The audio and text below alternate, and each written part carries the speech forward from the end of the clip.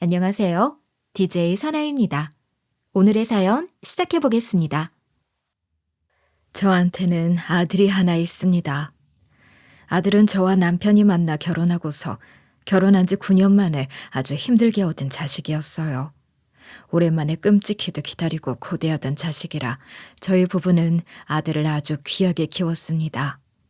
저 하고 싶은 건 뭐든 다 해주고 최고로 좋은 것들만 해주고 어떻게든 우리 아들 가는 길에는 장애물 없게 내가 뭐라도 해주고 싶은 마음이었죠. 저희 부부는 크게 배우지 못했어도 우리 아들내미는 좋은 공부 시켜주고 싶어 대학원까지 뒷바라지 다 했어요.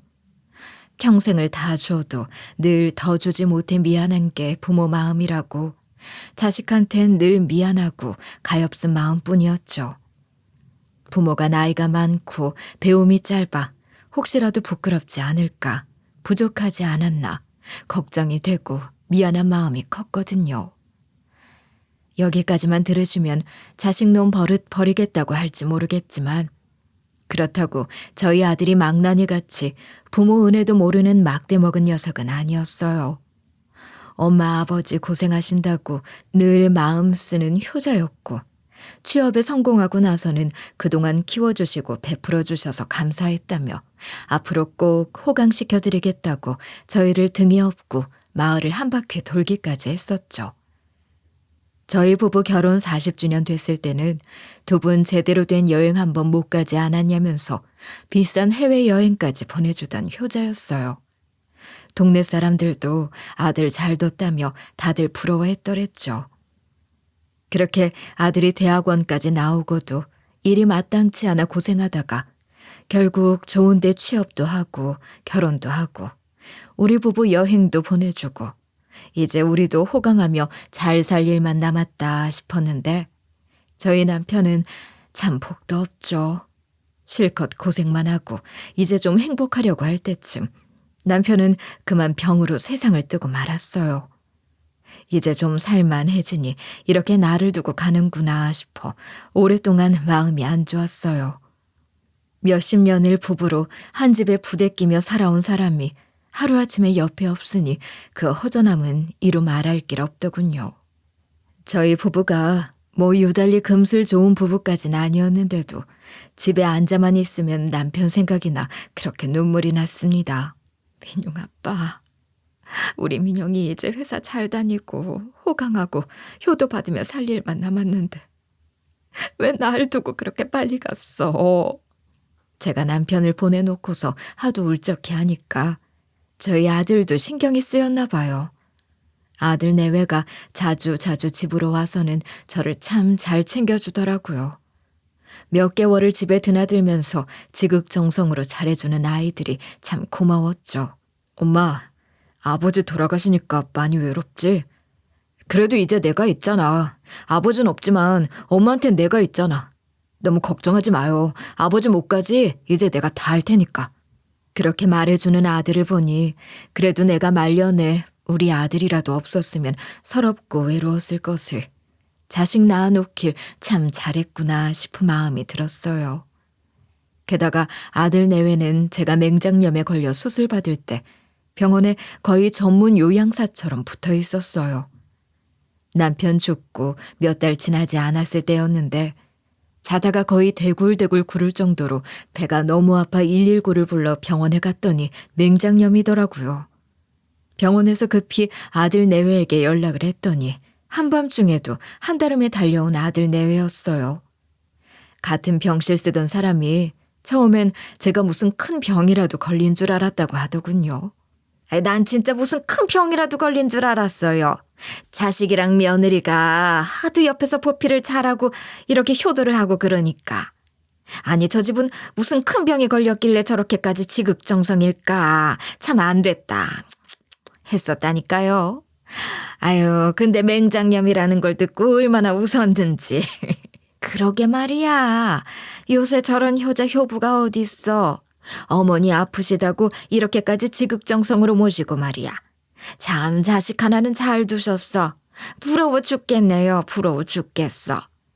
병실 사람들이 다들 요새 저런 효자, 효부가 어딨냐며 부러워할 정도였죠. 그리고 퇴원하고 나서도 며느리가 죽 끓여주고 어머님은 당분간 꼼짝 마시고 쉬기만 하시라면서 집안일까지 싹 다 해주고 그러는 걸 보며 정말 고마움을 느꼈죠. 우리 아들이 짝을 참 잘 골랐구나 싶기도 했고요. 고맙다 아가. 아유, 무슨 큰 병도 아닌데 너한테 이렇게 민폐를 끼쳐도 될런지 이거 참. 에이, 그런 말씀 마세요 어머님. 맹장염 그거 우습게 볼 거 아니에요. 조금만 늦었어도 아주 큰일 날 뻔했다는 말 못 들으셨어요? 그리고 어머님 연세에는 간단한 수술이라도 아물고 다시 회복하는데 얼마나 오래 걸리는데요. 아무쪼록 어머님은 그냥 꼼짝도 마시고 저한테 다 시키세요. 제가 다 거둘게요. 아휴, 고맙다. 고마워. 내가 무슨 복이 많아 이런 효부가 들어왔을꼬. 에이, 자꾸 그러시지 마세요, 어머님. 당연한 일이지 칭찬받을 일인가요, 어디? 그렇게 말도 참 예쁘게 하는 며느리였고 아들과 며느리 덕에 저는 남편 먼저 보낸 외로움도 조금씩 달래가며 지낼 수 있었죠. 그렇게 아들 내외와 부쩍 가깝게 지내기 시작한 지 한 반년쯤 됐을 때일까? 어느 날 아들이 문득 저한테 돈 얘기를 슬쩍 꺼내는 거예요. 사실 내가 지금 사업을 좀 구상 중이거든? 엄마도 알지? 나 어느 정도 회사 생활 기반 다져놓고 나면 독립해서 사업하고 싶어 했던 거. 근데 막상 본격적으로 추진을 하려고 보니까 돈이 좀 모자라더라고. 엄마가 그걸 좀 보태줬으면 하는데. 사실 남편 사망하면서 남편이 남기고 간 재산을 저희 둘이 반반으로 나눠 가졌었거든요. 그런데 제가 받은 몫을 좀 주면 안 되겠냐는 거였죠. 솔직히 어차피 엄마는 이 집도 있고 국민연금도 나올 거고 아버지 퇴직연금도 나오고 또 아빠가 엄마 명의로 들어놓은 다른 연금도 있잖아. 물론 연금이라 봤자 다 합쳐서 큰 액수는 안 되지만 그래도 엄마 혼자 생활하실 돈은 될 것 같은데. 뭐 엄마가 그렇다고 다른 사회활동 많이 하시는 것도 아니고 그냥 사부작 돌아다니면서 친구분들 가끔 만나시고 절에 가끔 가시고 하는 정도가 다인데 별로 돈 많이 들 때도 없지 않겠어요? 엄마, 나 이 사업 꼭 성공시키고 싶어. 엄마가 좀 도와주면 나 정말 잘해볼 수 있을 것 같아서 부탁 좀 드릴게요. 아들 좀 도와줘. 엄마 평생 호강시키면서 살려면 나 이 사업 정말 잘해보고 싶어. 아들은 아주 간곡한 부탁을 해왔어요. 나도 돌아가신 너희 아버지도 사실상 평생을 우리는 너 하나를 위해서 살아온 사람들이었다. 우리가 평생 쉼없이 열심히 일한 것도 다 우리 아들 행복하게 잘 살라고 한 거였는데 이제와 사업하겠다는 우리 아들한테 내가 어떻게 거절을 하겠니? 너 하나 잘 살면 성공하고 잘 살면 그거 하나로 나는 다 된 거지. 저는 남편이 준 재산을 망설임 없이 증여해 줬어요. 바보 같은 짓이라고 하실지 모르겠지만 자식을 둔 부모님이라면 이해하실 거예요. 남들한테라면 어림도 없을 일들이 자식한테는 마음이 한없이 약해지는 게 또 부모 마음이잖아요. 저는 한치의 망설임 없이 당연한 거라 생각하며 남편이 남기고 간 돈을 모두 아들 명의로 넘겨줬어요. 네 사업만 잘 된다면야 뭐가 아쉽겠니? 우리 아들 꼭 하고 싶은 일 성공시켜라. 어? 정말 고마워요, 엄마. 내가 꼭 성공시켜볼게. 그리고 엄마한테 꼭 호강시켜줄게. 나 믿지? 그럼 우리 아들 믿지. 엄마가 우리 아들 안 믿으면 누굴 믿겠니? 그런데 어쩐지 그 일 이후 아들 내외는 거짓말처럼 발길이 점점 끊기기 시작했어요. 그리고 그때까지만 해도 저는 순진하게도 섭섭해하고 서운해하면서 둘을 기다렸어요. 사업을 시작해 바쁘다. 원래 사업 초기가 일이 많아 그렇다 하는 아들에게 오히려 제가 미안해하며 눈치 없이 전화를 걸었구나. 얼른 하던 일 해라. 엄마는 괜찮다 하며 사과까지 해댔죠. 그러다 제가 아들놈 속셈을 뒤늦게 알아차린 건 몇 달 뒤였어요. 그때까지 아들 내외는 바쁘다며 통 오지 않을 때였고 저는 아무리 바빠도 명절에는 올 테니 명절만 손꼽아 기다리고 있었어요. 그런데 명절 하루 전날 갑자기 연락이 와서는 애가 아파서 이번에 집에 못 갈 것 같다고 하는 거예요. 아니, 우리 태경이가 왜? 무슨 일이냐? 큰일이라도 난 거야? 할미가 우리 손주 아프다는데 가봐야지. 어느 병원이니? 눈에 넣어도 안 아플 손주가 병이나 입원까지 했다니 저도 당연히 깜짝 놀랐죠. 아니야, 크게 걱정할 정도는 아니고 고열이 좀 있는데 당분간 추위를 지켜보는 게 좋을 것 같아서 일단 우리는 여기 있으려고. 근데 애가 감기 몸살이 좀 있어서 우리도 감기를 좀 옮았거든요. 혹시 엄마한테 감기 몸살 기운 옮기면 안 되잖아. 엄마 가뜩이나 면역력 약해진 상태인데 큰일 나면 안 되지. 그러니까 우리가 일단 명절 지나고 한번 시간 내서 찾아뵐게요. 그때까지 며칠만 기다려줘. 미안해 엄마. 아휴, 그래 알았다. 그 작은 것이 아파서 어쩌겠냐. 그래도 너무 애 태우지 말고 너라도 푹 자라. 그래야 애도 정신을 차리지. 알았지? 명절만 고대하고 있었던 터라 서운함이 컸지만 어쩔 수 없었죠. 그리고 애가 아프다는데 부모 마음이 얼마나 애가 타겠어요. 어린 자식 걱정에 잠이나 제대로 자려나 싶어 저는 또 제 자식 걱정이 앞섰죠. 그러고서 얼마쯤 지났을까. 제가 아들 내외의 고약한 진실을 알게 된 건 한 친척 결혼식에서였습니다. 저희 아들은 일이 바쁘다며 못 오고 저희 직계 가족 중에선 저만 혼자 간 결혼식이었는데 글쎄 거기서 만난 조카가 저더러 숙모 여행은 잘 다녀오셨어요? 하고 묻는 거예요. 여행이라니 갑자기 무슨 얘기인가 싶어 갸우뚱한 표정을 짓자 저더러 조카가 그러더군요. 왜? 요 앞번에 민용이 놈이 저희 여행사에서 여행상품 구해가지고 같이 다녀온다고 했었잖아요. 아유, 명절 앞뒤로 시간을 제법 빼서 가족여행 다녀온다는 거 듣고 어찌나 부럽든지. 저희는 이맘때가 성수기이기도 하고 일이 워낙 바빠서 길게 휴가를 못 가는데 민용이는 사업도 막 시작해서 잘 되는 모양이고 그래도 그놈이 확실히 효도는 잘해요. 아들 잘 둬서 숙모도 좋으시겠어요. 그런데 그 순간 제 표정이 일그러진 걸 조카도 보고 만 거죠. 저기 숙모. 조카는 갑자기 허둥지둥하기 시작했어요. 저 당연히 숙모도 같이 간 줄. 이걸 참 어째. 전 여행 상품 추천해주고 나머지는 우리 직원이 처리해서 상세한 내용을 몰랐거든요. 얼핏 봤더니 민용이가 5명 여행을 신청했기에 당연히 명절이고 하니까 숙모 모시고 애들이랑 같이 5이서 다녀오는 여행인 줄 알았는데 아니었나 보네요.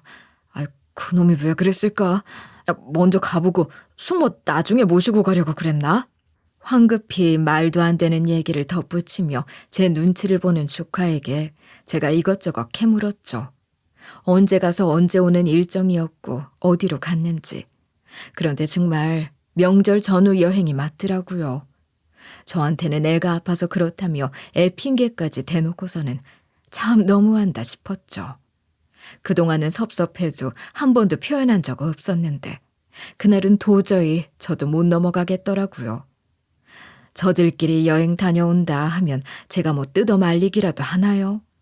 근데 제 돈은 다 가져가 놓고 뻔뻔하게 발길 뚝 끄는 게 눈치 보이니까 그런 핑계까지 대가면서 명절에까지 안 온 게 너무 고약하고 괘씸한 거예요. 제가 집에 와서 전화를 걸어 따졌더니 아들은 오히려 당당하게 나오더라고요. 그거 들으셨구나. 형도 참 입도 싸네. 거기 가면 안 되겠네. 그래도 고객인데 고객 정보를 그런 식으로. 그래서 할미한테 손주 아프다는 거짓말까지 해가며 누구랑 그렇게 여행을 다녀왔니? 뭐 우리 식구들이랑 처제까지 해서 5이서 다녀왔어. 엄마도 알잖아. 처제 이번에 취업한 거.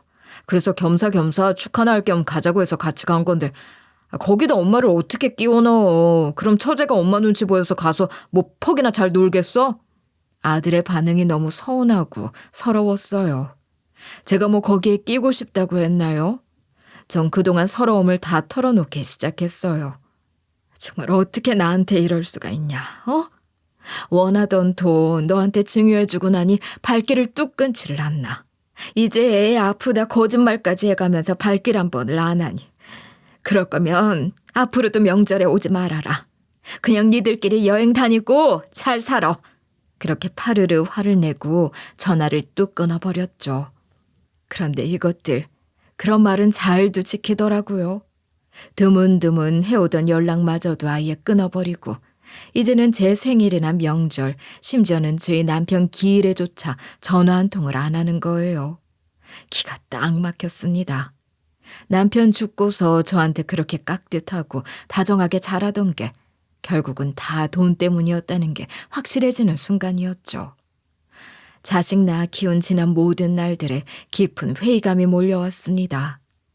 남편 기일에 저 혼자 간소하게 제사상 차려놓고 남편 생각하면서 참 많이도 울었어요. 이런 자식놈 때문에 당신이 그렇게 평생 고생을 하다 갔구려. 여보, 우리가 자식을 잘못 키웠나 봐. 우리가 그놈을 잘못 키웠나 봐. 그렇게 남편 사진을 부여잡고 하소연을 하며 혼잣말을 하고 혼자 울다 잠이 들었던 밤이었습니다. 그날 밤의 막막함과 외로움은 지금까지도 사무치게 남아있어요. 그리고 그렇게 아들 내외와는 완전히 연락이 끊긴 채로 1년이 넘는 시간이 훌쩍 흘렀고 그 시간 동안 저는 또 한 번 가까운 사람을 떠나보내야 했습니다. 다름 아닌 저한테 하나 있는 친언니가 세상을 떠난 거였죠. 나이가 든다는 게 서러운 게 이런 것 같아요. 사람들이 한둘씩 자꾸 떠난다는 거. 오랜만에 연락이 오면 반가움보단 덜컥 걱정부터 되는 나이니까요. 게다가 저한테 언니는 참 특별했거든요. 자매지간에 대면대면하게 지내는 집들도 있지만 저랑 언니는 참 우애가 좋았어요. 어릴 때부터 저희 언니가 참 착해서 저를 많이 아껴줬었거든요. 언니를 생각하면 나쁜 기억은 하나도 없었어요. 어린 시절부터 이렇게 늙어서까지 언니는 저한테는 너무너무 좋은 사람이었어요. 나이 들고 환갑이 넘어서도 언니는 저만 보면 어린애 취급을 할 정도로 저를 잘 챙기는 사람이었고 마지막 가는 순간까지도 그랬더군요. 친언니가 마지막 가는 길에 남기고 간 재산을 다 제 앞으로 해놓은 거예요. 언니 아들은 경찰로 일하다가 10년 전 안타깝게도 순직했고 형부도 몇 년 전에 돌아가셨기 때문에 언니는 평생 모은 걸 다 저한테로 남겨주고 간 거였죠. 아들놈한테 재산 홀랑 다 남겨주고 간 차에 그렇게 저한테는 다시 큰돈이 생기게 됐고 이번엔 일부러 아들한테 말을 안 했습니다. 뭐 말을 하려야 할 수도 없었죠. 어차피 연락조차 안 했으니까요. 그런데 이 얘기를 제 대신 저희 사촌 언니가 저희 아들한테 했나 봐요. 어느 날 사촌 언니한테서 연락이 왔더라고요. 신자야, 내가 사실 너한테 좀 실수를 했나 싶어서 말이야. 사실 내가 어제 민용이한테 연락을 했었거든? 우리 아들 보험하는 거 알지? 애가 보험이 잘 안 돼가지고 한숨을 푹푹 쉬잖니. 그렇게 숙기도 없는 게 무슨 보험팔이를 하겠다고 덤벼서는 그러는지. 암튼 그래서 내가 민용이한테나 좀 부탁을 해볼까 싶어서 연락을 해서 오랜만에 만나러 갔잖니. 듣자 하니 민용이가 그래도 사업을 시작하고 꽤 일이 잘 풀리는 모양이란 말이야. 그래서 내가 뭐 오랜만에 만나고 했으니 이런저런 얘기를 하다가 아무렇지 않게 말을 꺼냈어. 말을 꺼내다니 무슨 말을 말이야?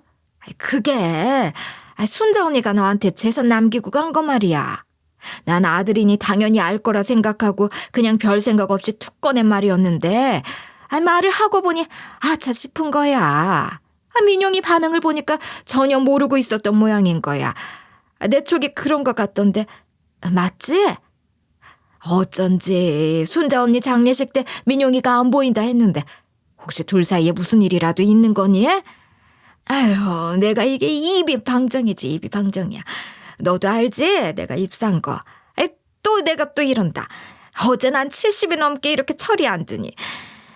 아무튼 간에 그냥 넘어가기엔 도통 신경이 쓰여서 말이야. 아무래도 내가 괜한 말을 한 것 같아서 내가 뭐 못할 만한 건 아닌가 싶어서 연락을 해봤다. 언니, 그런 거 아니야. 실은 언니한테 낱낱이 말은 안 해도 우리 민용이가 사업 문제로 좀 골치를 앓고 있거든. 그래서 말 안 하고 있다가 걔 힘들다고 하면 보탬이나 될까 해서 일부러 말을 안 하고 있었어. 내가 뭐하러 그런 걸 숨기겠어. 나한테 우리 아들뿐인 거 언니도 잘 알면서. 아유, 그치. 그런 거지? 그래. 그렇다니 다행이다. 난 또 내가 못할 말을 했나 싶어 걱정을 했지 뭐냐. 저는 애써 속내를 감추며 사촌 언니에게 그렇게 둘러댔어요. 하지만 그 얘기를 듣고 나니 속으론 이놈들이 이걸 노리고 나한테 다시 연락을 해오지 않을까 싶은 촉이 오더라고요. 그리고 역시나 예상 적중. 며칠 뒤 주말에 갑자기 아들이랑 며느리가 애들까지 데리고 한참 만에 저를 찾아왔지 뭐예요. 그러면서 죄송하다고 오열을 하대요.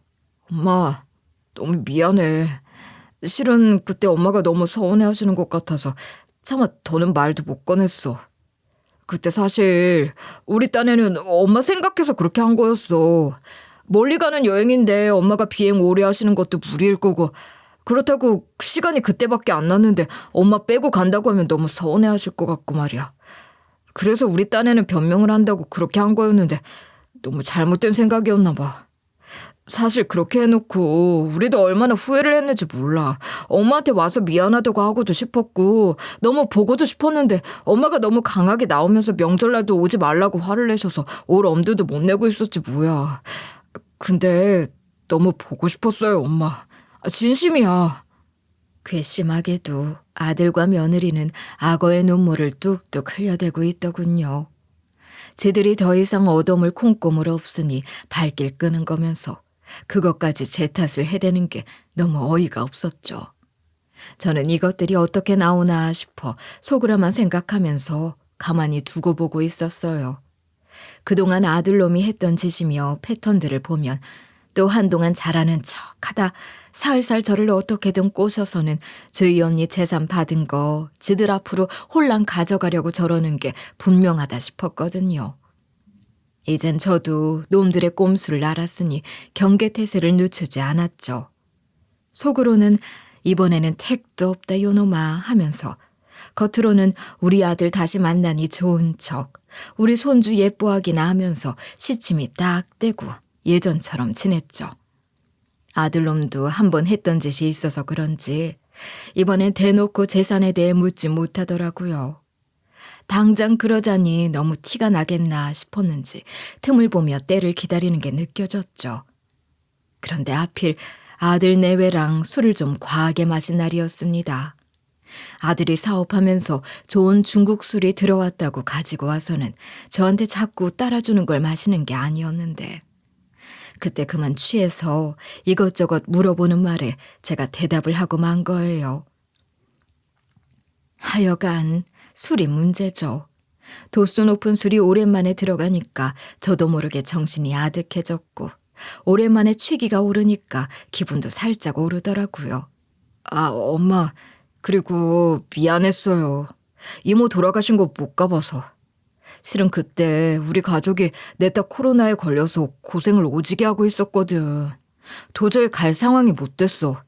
애가 친구한테 옮아 왔는지 콜록콜록거리다가 결국 우리 네 식구가 다 걸려버린 거야. 그렇게 되고 나니 어디 장례식을 갈 수가 있나. 나도 참 마음이 안 좋더라고. 그래도 이모가 나 많이 예뻐해 주셨는데 마지막 가시는 길 뵙지도 못하고. 그나저나 엄마 얼마나 슬프셨어. 엄마가 이모랑 얼마나 가깝고 친했는지 내가 다 아는데. 불쌍한 우리 이모. 항상 우리 신자 하면서 엄마 걱정만 하셨는데. 이제 걱정 마세요. 제가 더 잘할게요. 아들놈도 술이 좀 들어가서는 되도 않는 아양을 떨어대기 시작하더군요. 그리고 이내 아들은 속내를 드러내기 시작했어요. 참 엄마, 그나저나 이모가 재산을 엄마한테로 남기고 갔다던데 그건 어떻게 하고 있어? 난 또 걱정이 돼서 말이야. 그런 거 큰 돈 함부로 놔뒀다가 혹시라도 냄새 맡고 누가 훔치기라도 하면 큰일이잖아. 어디 보관을 잘 해둔 거지? 아들놈이 그렇게 대놓고 묻는데 제가 당시 꽤 취한 상태라 금고에다 넣어두고 있다는 말을 해버린 거예요. 아니, 그걸 왜 금고에다 넣어뒀어, 위험하게. 요즘 세상에 위험하게 그렇게 하면 안 되지. 왜 은행에 안 넣고? 아들이랑 며느리는 돈을 왜 은행에다 안 넣고 금고에 두셨냐며 깜짝 놀랐고 제가 말했죠. 어디 뭐 은행은 안전하다니. 어차피 예금자 보장도 5천까지밖에 안 된다잖냐. 그 정도로는 턱도 없는데 말이야. 그리고 요즘이 어떤 세상이냐. 자식도 못 믿는 세상인데 은행은 어떻게 믿어. 안 그렇니? 내가 듣자 하니까 요즘엔 더구나 미국 큰 은행들도 망하고 그런다는 시대라더라. 차라리 금고에 갖고 있는 게 편하고 안전해. 저 금고가 그래도 아주 튼튼하거든. 비밀번호도 8자리나 돼서 나 말고는 열 사람도 없고 말이야. 제가 그렇게 말을 해버린 거죠. 이후 전 술에 취해서는 주책을 부리면서 비밀번호가 굳게 잠긴 금고까지 보여줬어요. 어머니, 비밀번호는 제대로 잘 설정해 두신 거 맞죠? 그런 거 너무 쉬운 걸로 하면 안 되는데. 그럼 나도 외우기 헷갈릴 정도라니까. 그럼 안 되지. 혹시 엄마도 잊어버리고 못 열면 어떡해. 그러다 영영 못 열면 어쩌려고. 어디다 적어라도 놓으시지. 아니야. 요즘엔 금고도 카드키가 있단다. 카드키로 열면 그만이야. 전 요즘은 금고도 카드키가 있어 괜찮다는 말까지 해버리고 말았고 다음날 일어나 그 모든 상황이 죄다 기억이 났어요. 아유, 내가 입방정을 떨었구나 싶더라고요. 그 뒤로 아들 내외는 넌질나게 저희 집을 드나들기 시작했어요. 둘의 속셈이 너무나도 분명히 보였죠. 그리고 그날도 그랬죠. 며느리가 저희 집에 애들까지 데리고 왔더라고요. 어머님, 저희 왔어요. 그이는 퇴근하고 곧 올 거고 저희 먼저 왔어요. 오늘 제가 뭐 가지고 온 줄 아세요, 어머니? 사실 제가 얼마 전부터 도시락집 하나 열려고 생각하고 있거든요. 근데 어머님 평가를 한번 받아보고 싶어서요. 어머님 음식 솜씨가 제가 아는 사람 중 최고잖아요. 어머님이 좋다고 하시면 장사 잘 될 것 같아서 한번 점검 받아보려고 가져왔어요. 그러면서 며느리는 도시락을 싸갖고 와서는 저한테 내밀더라고요. 그래, 그럼 좀 이따 먹어보마. 크게 배가 고프지 않아 이따 먹겠다고 했더니 며느리는 한사코 지금 먹어보라며 보채더라고요. 에이, 어머니, 저 지금 꼭 좀 평가 받아보고 싶은데 따뜻할 때 먹어야 알 수 있잖아요. 식으면 맛이 달라지는데. 많이 배부르세요? 지금 좀 드셔보시면 안 돼요, 어머니? 네? 네? 다 안 드셔도 되니까 반 정도라도 드셔주시면 너무 좋을 것 같은데. 소름 끼치게 막 애교까지 떨어대면서 어머니 하고 부탁을 하는 거예요. 하는 수 없이 숟가락을 들어 먹어보려고 하는데 그때 둘째 손자 녀석이 끼어들었죠. 할머니, 나도 먹을래. 나도 줘. 그래서 저는 손자한테 먼저 주려고 한술 더 입에 넣어주려고 했죠. 그런데 며느리가 그걸 보고는 갑자기 자지러지듯이 소리를 지르는 거예요. 구태희, 너 지금 뭐 하는 거야? 할머니 거 손대면 안 된다고 했지? 왜? 나도 먹어보고 싶어. 한 입만. 둘째 손자는 한 입만 하면서 애교를 부렸고 손주 예쁜 짓 보며 저는 며느리더러 괜찮다고 했죠. 왜 그러냐? 난 괜찮다. 같이 먹게 둬라. 자, 우리 태희. 그러면서 제가 손자 입에다 밥을 넣어주려고 할 때였어요. 그때 며느리가 갑자기 손으로 제가 수저든 손을 탁 치면서 신경질적으로 소리를 빽 지르는 거예요. 주시지 말라니까. 왜 그러세요, 정말. 주지 말라니까. 그 순간 너무 놀라기도 했고 무안하기도 하고 당황스럽기도 했어요. 나 먹던 것도 아니고 새 도시락을 까자마자 손주 입에 넣어주는 게 그렇게 못할 짓은 아니잖아요. 제가 며느리 하는 짓이 너무 황당해 빤히 쳐다보자 며느리는 아차 싶었는지 황급히 덧붙였어요. 죄송해요, 어머니. 그게 아니라 실은 애가 식탐이 너무 강해서 문제예요. 먹고 왔는데도 또 자꾸 저러고. 그게 제가 자꾸 알러지인지 뭔지 뭐만 먹으면 자꾸 아토피 비슷하게 올라오기도 하고 해서 제가 최대한 가려서 주려고 하는 중이라. 아무튼 애 먹이는 것 때문에 제가 너무 예민했나 봐요. 죄송해요. 그러면서 어쩔 줄 몰라 하더라고요.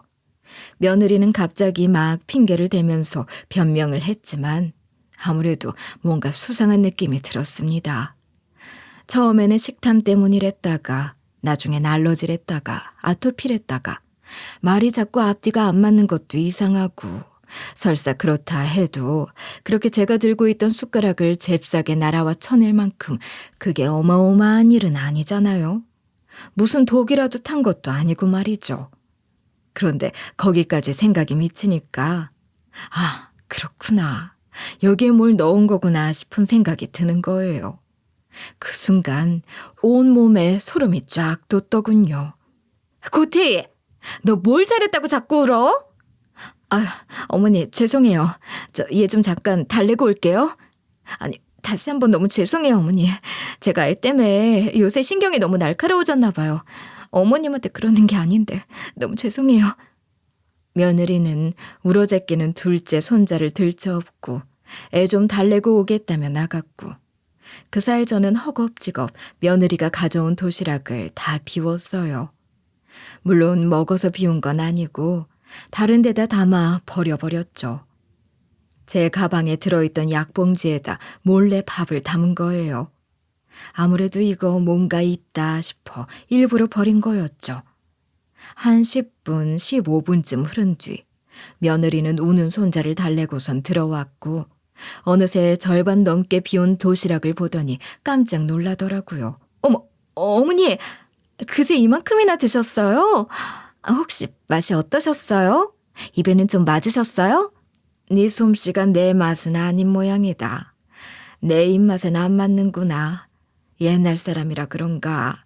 간이 어찌 이리 짜고 달고 자극적인지 더는 못 먹겠더구나. 그러면서 전 수저를 탁 내려놨죠.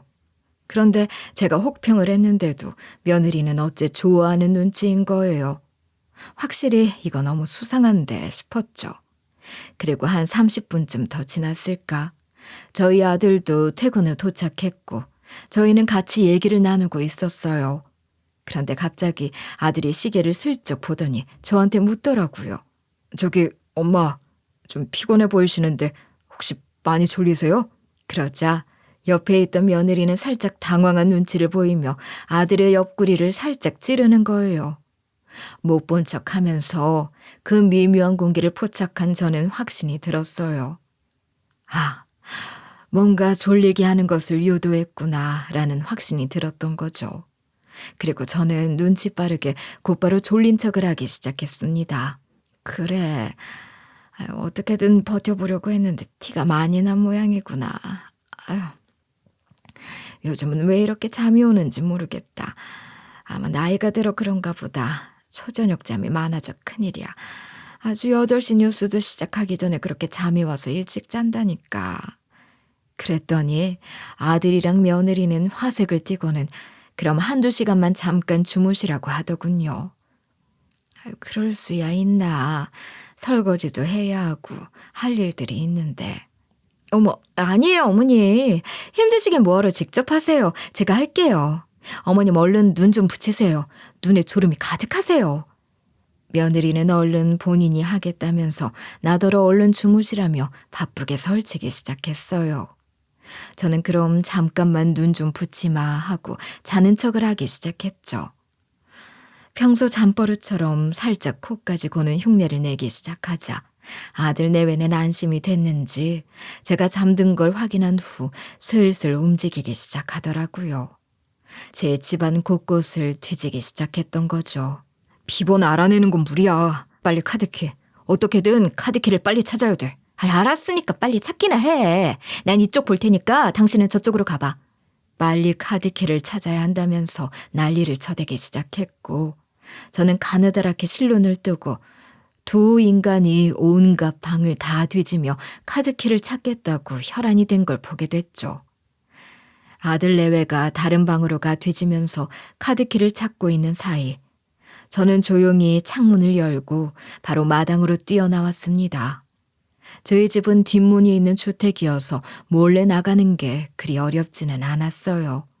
그리고 저는 제 가방 약봉지에 담겨있던 도시락 밥덩이를 품에 안아 들고는 곧바로 경찰서로 직행했습니다. 그 금고요? 사실 그 금고 안에는 아무 돈도 없었어요. 제가 술 취해서 입을 나불대는 실수를 했지 않냐고요? 그건 제가 아들 내외가 그 돈의 행방을 찾을 걸 알고 그 두 놈이 저한테 물으면 그렇게 말하려고 수도 없이 생각하고 각본을 짜놓고 외운 대사였어요. 그걸 술에 취한 와중에도 제가 그대로 읊어버린 거였죠.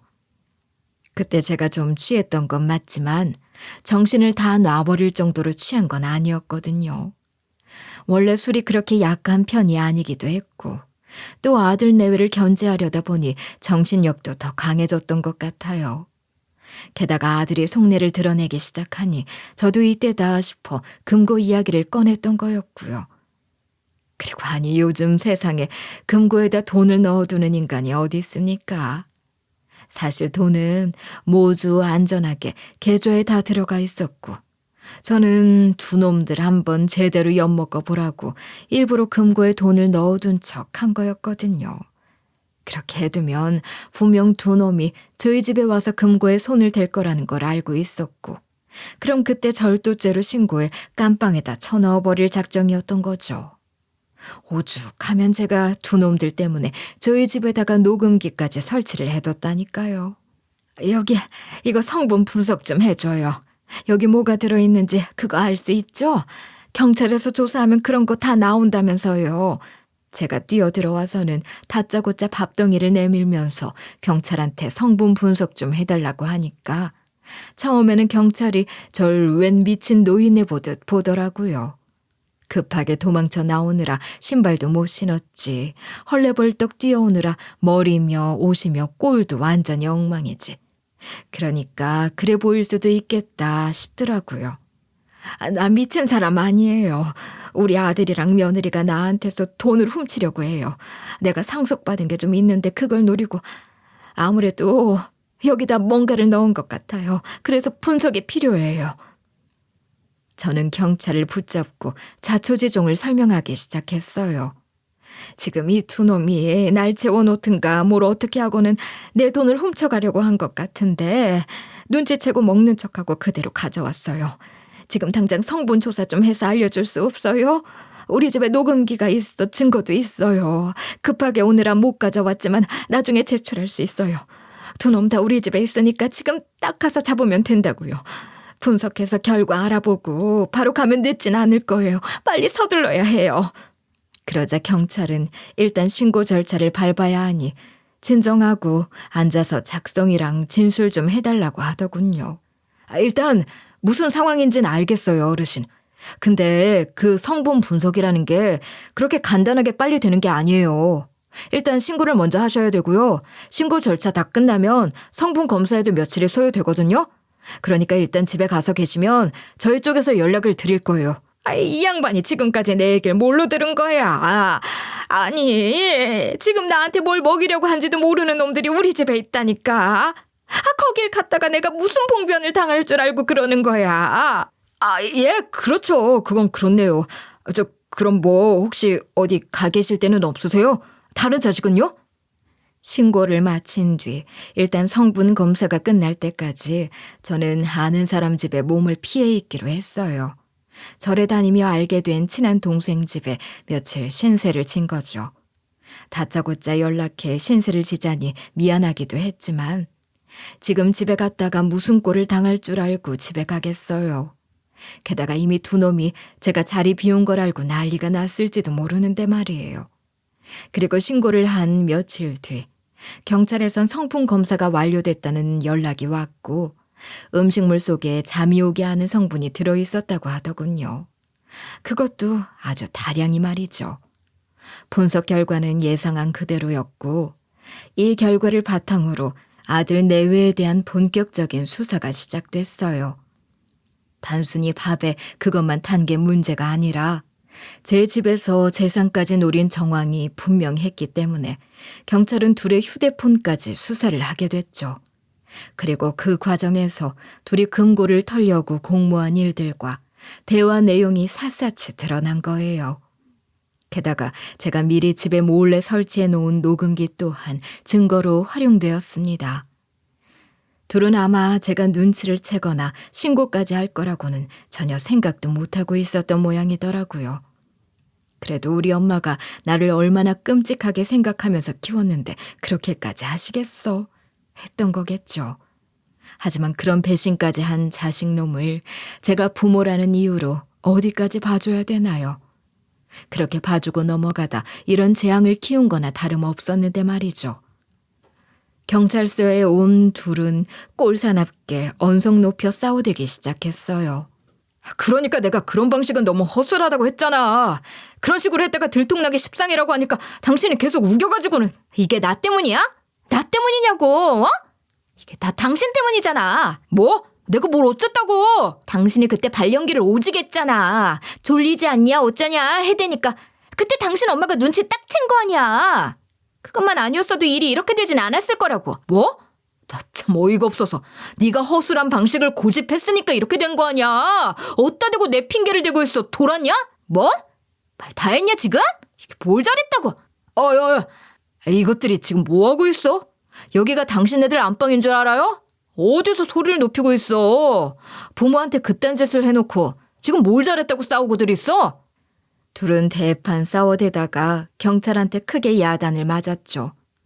조사가 끝나고 나니까 둘은 제 앞에 무릎을 꿇고 사정사정을 해대기 시작했어요. 엄마, 내가 잘못했어. 정말 잘못했어요. 부탁이니까 한 번만 용서해주면 안 돼? 사실은 내가 좀 사정이 있었어. 그냥 돈에 눈이 멀어서 그런 게 아니고 사실은 엄마가 그때 투자해주신 사업이 잘 안 풀려서 도저히 답이 없어서 지푸라기라도 잡는 심정으로 그랬어. 그렇다고 내가 엄마한테 무슨 안 좋은 걸 드시게 하겠어? 아들인데? 그런 건 말도 안 되지. 그냥 잠깐 잠 드시게만 하고 그 사이에 카자키만 살짝 찾아볼 생각이었어. 그것뿐이야 정말로. 우리가 엄마한테 무슨 안 좋은 짓을 한 것도 아니고 그 정도로 철면피에 폐륜한 것도 아니잖아. 그러니까 그냥 엄마도 철없는 자식놈 한번 크게 혼냈다 생각하고 좀 합의하고 넘어가주면 안 될까? 이렇게 부탁해요 엄마. 내가 정말 잘못했어요. 기가 막히더군요. 아니 애초에 폐륜아가 아니면 그런 생각 자체를 못하지 않나요? 어떤 자식놈이 그딴 짓을 부모한테 할 수가 있냐고요. 그리고 카드키만 살짝 찾아볼 생각이었다는 게 뭔 말인데요.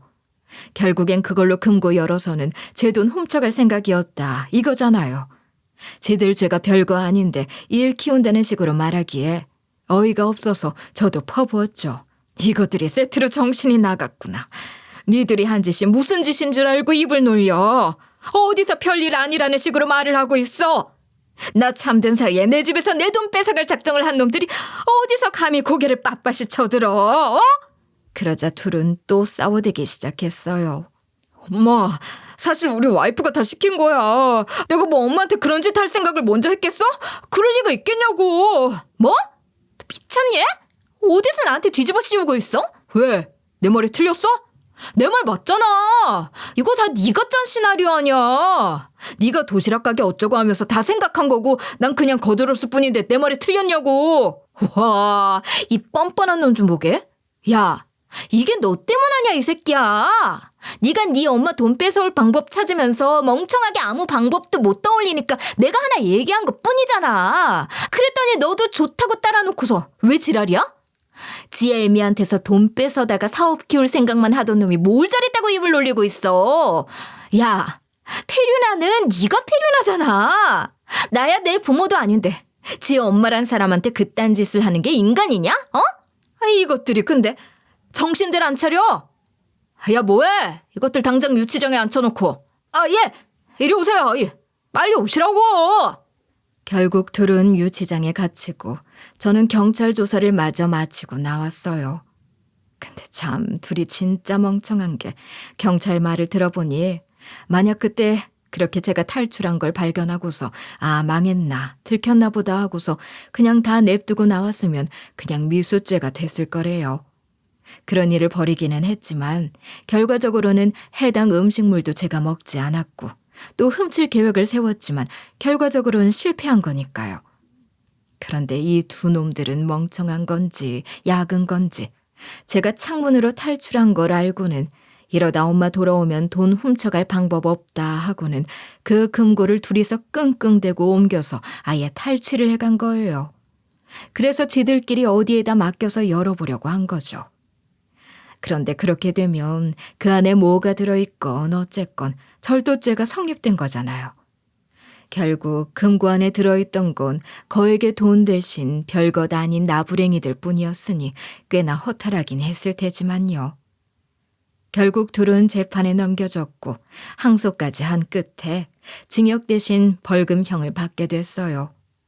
마음 같아서야 깜빵까지 갔다 오면 좋았겠지만 현실적으로 거액을 훔친 게 아니니 저도 징역까지는 힘들겠다고 생각은 했었어요. 거액의 벌금까지도 아니었지만 그냥 그놈들 한 방 먹여준 것만으로도 좋았죠.